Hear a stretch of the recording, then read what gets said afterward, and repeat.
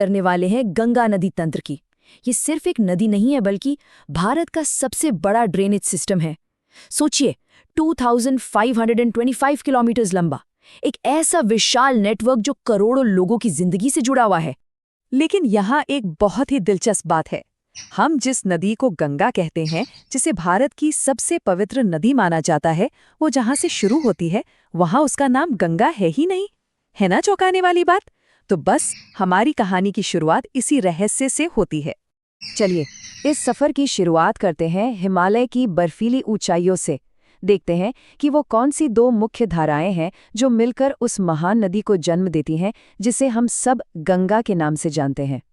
तो देखिए, कहानी शुरू होती है दो धाराओं से। पहली है भागीरथी, जो गंगोत्री ग्लेशियर के गोमुख से निकलती है, और हाँ, इसी को पारंपरिक तौर पर गंगा का असली सोर्स माना जाता है। लेकिन दूसरी तरफ है अलकनंदा, जो सतोपंथ ग्लेशियर से आती है। और मजे की बात यह है कि अलकनंदा में भागीरथी से कहीं ज्यादा पानी होता है।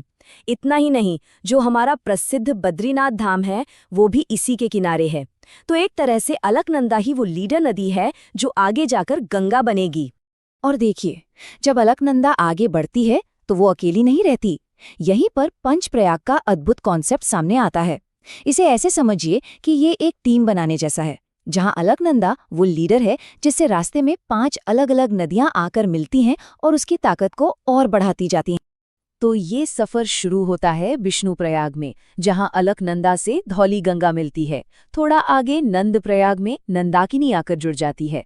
फिर आता है कर्णप्रयाग, जहां पिंडर नदी का तेज बहाव इसमें समा जाता है। इसके बाद रुद्रप्रयाग में केदारनाथ से आने वाली मंदाकिनी इससे मिलती है। और फिर आखिरकार वो जगह आती है देवप्रयाग। ये वो ऐतिहासिक पल है जब विशाल अलकनंदा और भागीरथी एक हो जाती हैं। और इसी संगम के बाद इस एक धारा को पहली बार नाम मिलता है गंगा। देवप्रयाग के बाद जब गंगा हरिद्वार पहुंचती है तो उसके रूप में एक बहुत बड़ा बदलाव आता है। यहाँ नदी पहाड़ों को पीछे छोड़कर पहली बार मैदानों में कदम रखती है, और यहीं से उसका पूरा कैरेक्टर और उसका मकसद ही बदल जाता है। पहाड़ों में नदी का मेन काम होता है कटाव करना, मतलब इरोजन। उसकी रफ्तार बहुत तेज होती है और वो गहरी वी आकार की घाटियां बनाती है। लेकिन जैसे ही वो मैदानों में आती है, उसकी स्पीड एकदम कम हो जाती है। अब वो कटाव नहीं करती, बल्कि अपने साथ लाई हुई उपजाऊ मिट्टी, जिसे जलोढ़ मिट्टी कहते हैं, उसे जमा करना शुरू कर देती है। और यही वो प्रोसेस है जो उत्तर भारत के विशाल मैदानों को दुनिया के सबसे फर्टाइल इलाकों में से एक बनाता है। लेकिन कहानी अभी खत्म नहीं हुई है। जैसे ही गंगा पश्चिम बंगाल के फरक्का पहुंचती है, एक जबरदस्त प्लॉट ट्विस्ट आता है। अब तक जो नदी दूसरी नदियों को अपने में मिला रही थी, वो फरक्का में आकर खुद ही 2 हिस्सों में बंट जाती है। इन्हें हम वितरिकाएं या डिस्ट्रीब्यूटरीज कहते हैं। तो सवाल ये है कि ऐसा होता क्यों है। देखिए, इसे एक बहुत आसान तरीके से समझते हैं। मान लीजिए कि कोई पहाड़ों से बहुत भारी सामान लेकर आ रहा है। जब तक ढलान है वो तेज चलता है, पर जैसे ही वो समतल मैदान पर आता है थक जाता है। उसकी रफ्तार धीमी हो जाती है और वो अपना बोझ गिराना शुरू कर देता है। बस गंगा के साथ भी ठीक यही होता है। हजारों किलोमीटर चलकर उसका बहाव एकदम धीमा पड़ जाता है और वो अपने साथ लाई हुई मिट्टी और सिल्ट को अपने ही रास्ते में जमा करने लगती है। इससे क्या होता है, उसका मेन रास्ता ही ब्लॉक हो जाता है और पानी 2 तरफ बट जाता है। एक धारा हुगली बनकर दक्षिण चली जाती है और जो मेन धारा है वो पद्मा के नाम से बांग्लादेश में एंटर कर जाती है। अब तक तो हम सिर्फ गंगा की मेन धारा की बात कर रहे थे, लेकिन गंगा की ताकत उसकी सहायक नदियों में भी है। इनका एक बहुत बड़ा नेटवर्क है जो नॉर्थ और साउथ दोनों तरफ से आकर इसमें मिलता है।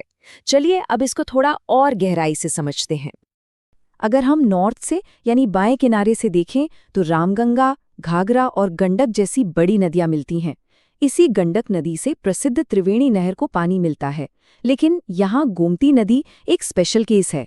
ये गंगा की इकलौती ऐसी बड़ी सहायक नदी है जो पहाड़ों से नहीं बल्कि उत्तर प्रदेश के मैदानी इलाके की फुलहर झील से निकलती है। इन्हीं नदियों में से एक है कोसी, जिसे बिहार का शोक भी कहा जाता है। अब ऐसा क्यों? क्योंकि जब ये नेपाल से तेज रफ्तार में आती है तो अपने साथ बहुत सारा मलबा लेकर आती है। मैदानों में आते ही इसकी स्पीड कम हो जाती है और ये सारा मलबा नदी के तल में जमा होने लगता है, जिससे नदी उथली हो जाती है। फिर जैसे ही मॉनसून में पानी बढ़ता है, ये नदी अपना रास्ता बदलकर नए इलाकों में घुस जाती है और भयानक बाढ़ लाती है। अच्छा, अब दाएं किनारे की बात करते हैं जहां नदियां दक्षिण के पठार से आती हैं। यहाँ सबसे बड़ा नाम है यमुना का, जो गंगा की सबसे लंबी सहायक नदी है। चंबल, बेतवा और केन जैसी नदियां पहले यमुना में मिलती हैं और फिर यमुना ये सारा पानी लेकर प्रयागराज में गंगा से मिल जाती है। यहाँ सोन नदी भी बड़ी दिलचस्प है। पठार का ढलान ऐसा है कि ये दक्षिण से उत्तर की ओर बहती है और पटना के पास सीधे गंगा में मिल जाती है, जो कि काफी अनयूजुअल है। दाएं किनारे की एक और नदी है दामोदर। इसे कभी बंगाल का अभिशाप कहते थे, लेकिन आज इसकी एक और पहचान है जो बहुत गंभीर है, बायोलॉजिकल डेजर्ट यानी जैविक मरुस्थल। इसका मतलब ये है कि इंडस्ट्रियल और माइनिंग पोल्यूशन की वजह से इस नदी के पानी में घुली हुई ऑक्सीजन लगभग खत्म हो चुकी है। नतीजा, मछलियां या कोई भी पानी का जीव इसमें जिंदा नहीं रह सकता। ये एक कड़वी सच्चाई है। तो इस लंबी यात्रा के बाद अब हम पहुंचते हैं आखिरी पड़ाव पर। ये वो जगह है जहां गंगा न सिर्फ दुनिया का सबसे बड़ा डेल्टा बनाती है, बल्कि अपने साथ एक बहुत गहरा जियोलॉजिकल रहस्य भी लिए हुए है। बंगाल की खाड़ी में गिरने से ठीक पहले गंगा, जो अब बांग्लादेश में पद्मा है, ब्रह्मपुत्र जो वहां जमुना है, और मेघना, ये तीनों मिलकर दुनिया का सबसे बड़ा डेल्टा बनाती हैं, सुंदरवन। इसका नाम यहाँ उगने वाले सुंदरी नाम के मैंग्रोव पेड़ों पर पड़ा है। ये पेड़ एक नेचुरल दीवार की तरह तूफानों से जमीन की रक्षा करते हैं। गंगोत्री से लेकर सुंदरवन तक का ये सफर सच में किसी महाकाव्य जैसा है। लेकिन ये एक बहुत हैरान करने वाला सवाल भी खड़ा करता है। क्या ये मुमकिन है कि कोई नदी उस पहाड़ से भी पुरानी हो जिसे वो काटकर बह रही है? जियोलॉजी में इसका जवाब है हाँ, बिल्कुल। इस कॉन्सेप्ट को कहते हैं पूर्ववर्ती अपवाह या एंटीसीडेंट ड्रेनेज। इसका सीधा सा मतलब ये है कि गंगा, सिंधु और ब्रह्मपुत्र जैसी नदियां हिमालय से भी ज्यादा पुरानी हैं। सोचिए, लाखों साल पहले जब टेक्टोनिक प्लेट्स टकराईं और हिमालय धीरे धीरे ऊपर उठना शुरू हुआ, ये नदियां तो वहां पहले से बह रही थीं। तो जैसे जैसे पहाड़ ऊपर उठता गया, इन नदियों ने अपना रास्ता नहीं बदला, बल्कि एक आरी की तरह उठते हुए पहाड़ को काटती चली गई। कमाल है ना? यही वजह है कि हमें हिमालय में इतने गहरे गॉर्ज या घाटियां देखने को मिलती हैं।